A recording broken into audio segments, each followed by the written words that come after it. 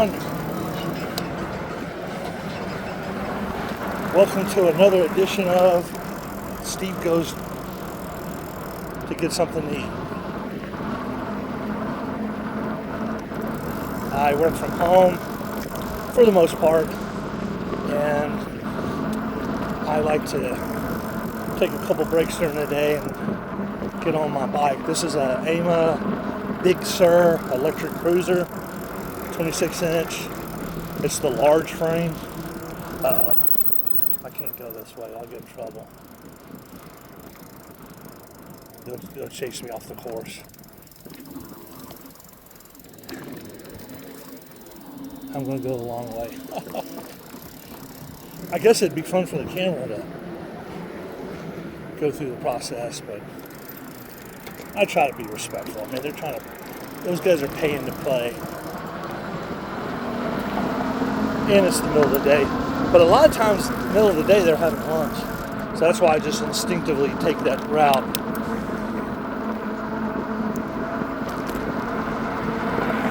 I've ran by them before. If they're swinging, I'll pull to the side, all that stuff. But they generally get not all the golfers, about half the golfers they just wish I wasn't out there. And then some of the golfers are very vocal, but the marshals will flag me down. And if you don't do what they say, they call the police. And I just don't want to be that person that's got the cops called on them all the time. So I'll just avoid it for now. But like in the evening, I'll get out there a little bit more. They just seem a little tougher during the day. I've had one lady, the one that called the cops on me, she got really upset. And, because I get a flippant attitude. I know I bring it on. See, there's a marshal right here. Now, that tells me I could have been out there because the marshal wouldn't have saw me. Let's see if he tries to flag me down. Nope. I waved at him, he waved back. That's good.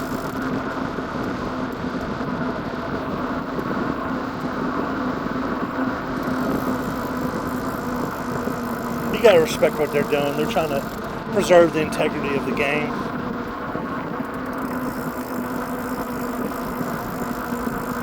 But I have a little fun, getting on the course when I want to. Another beautiful day here in Southeast Texas. We had a little bit of rain last night.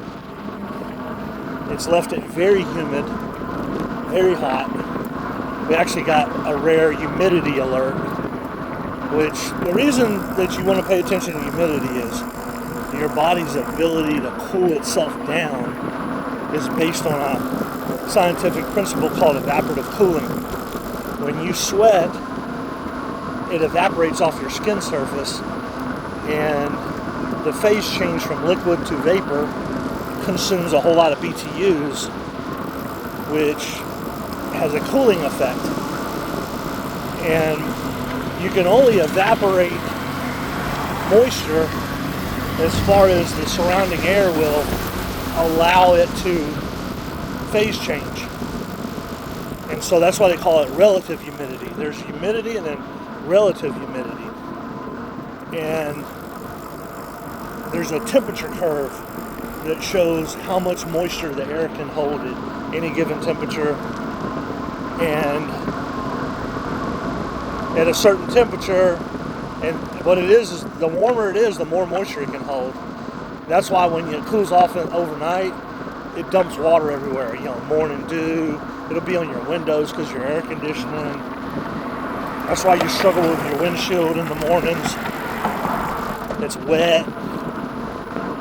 It's foggy. Best thing you can do in that situation is turn on the heater, because it has a twofold effect. Number one, any condensation in your car, it's going to absorb it into the hot air, and it'll heat the windshield just enough to where it'll evaporate that stuff off. But as you start to approach 100% humidity, relative humidity, which is what we're approaching today, sweat doesn't evaporate anymore.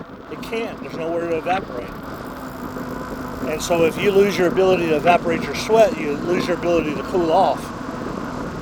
So you have to be very careful during times like this that you don't overexert yourself in a high humid environment. And that's your science lesson for today. So the other thing I'm going to do on this ride is I'm usually crossing really busy streets, right? So I'm going to go to one of my favorite Chinese restaurants. I have two.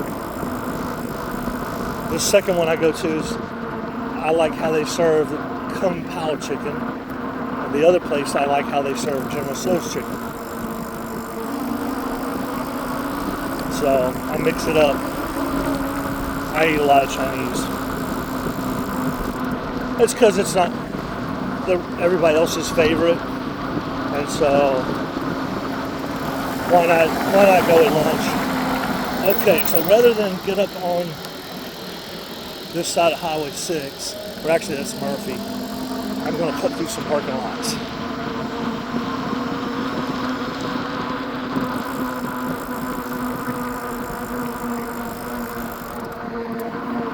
So what I'm going to do is take advantage of the trail system to go underneath Murphy, a very busy, dangerous street.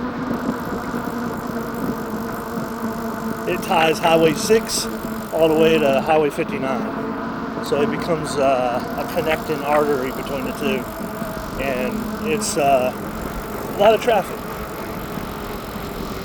I cross at intersections using the light system, but you know what? People run red lights sometimes, and I don't want to get caught up in all that.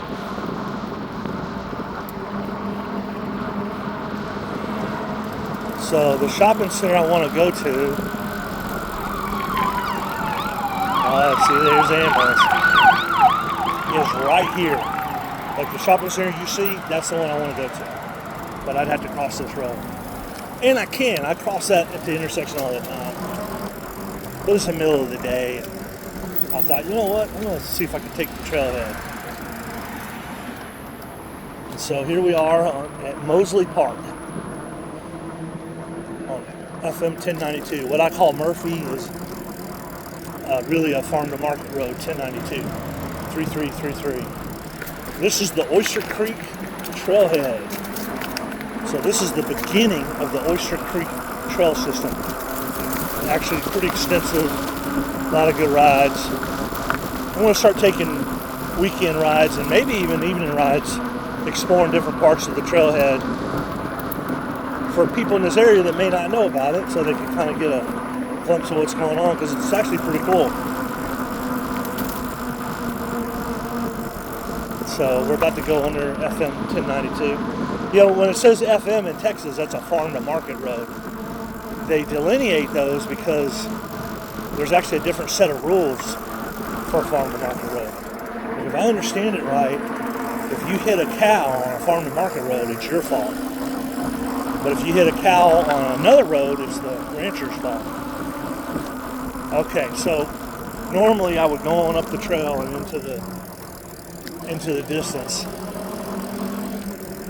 They have all these trees are constantly planted. There are different types of fruit trees and persimmons, and they get corporate sponsors. There's jujube trees. These look like figs, and they're blooming too. Yep, O'Rourke figs. Okay, I gotta find a way to get up off this trail without going all the way to Walmart. And I think I can do it here. I think this is a Jewish center. All respect to the Jewish church people here. I'm just crossing their yard to get to the smooth peak. Look at that, that's beautiful.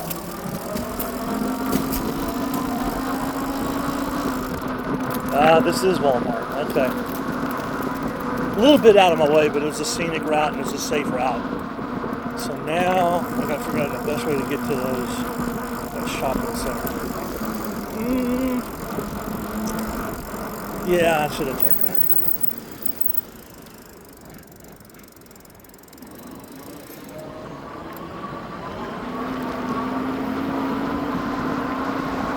I'll tell you what, it's a skill to know how to navigate urban environments.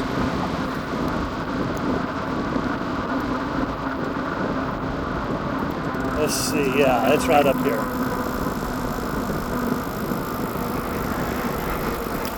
Go through the Ramallah Community Center. I don't even know what that is.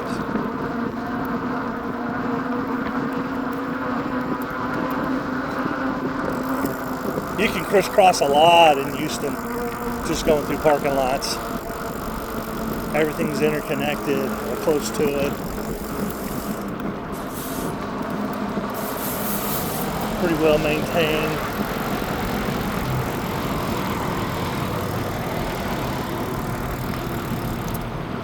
All right, here we are at the Orient Cafe.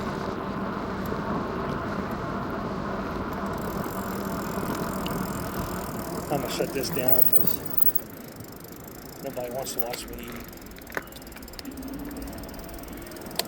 Yeah, where should I park? All right, catch y'all later.